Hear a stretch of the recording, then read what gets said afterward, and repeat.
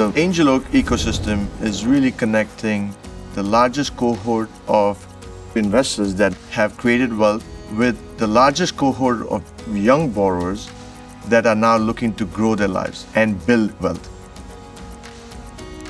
We're loaning to tens of thousands of borrowers, many of whom are self-employed. Those borrowers have other needs besides mortgages. We know more about these borrowers than probably any other institution in the country. Let's say that borrower is energy conscious and wants to have solar panels.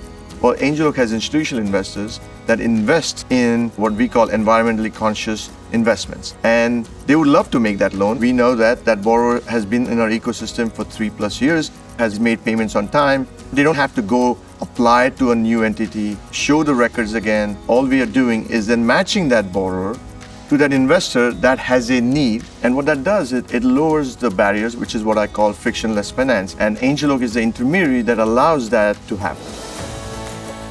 What do global institutions want? They want access to investments. The majority of those investments lie in the US, but they don't know how to invest in that. And so when we go talk to institutional investors, whether they're sovereign wealth funds in Asia, whether they're sovereign funds in the Middle East, pensions in Europe, all of them are looking at Angel Oak in terms of how they can get access to that borrower. Now, how do we deliver that? Could change. It doesn't have to be a fund. It doesn't have to be a product. It could just be matching these two individuals together over time and creating that platform for them to interact with each other.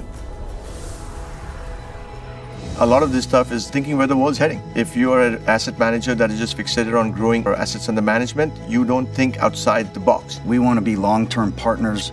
If I had to paint the vision of where we are 10 years from now, I think we're playing a much bigger role in those consumers' lives.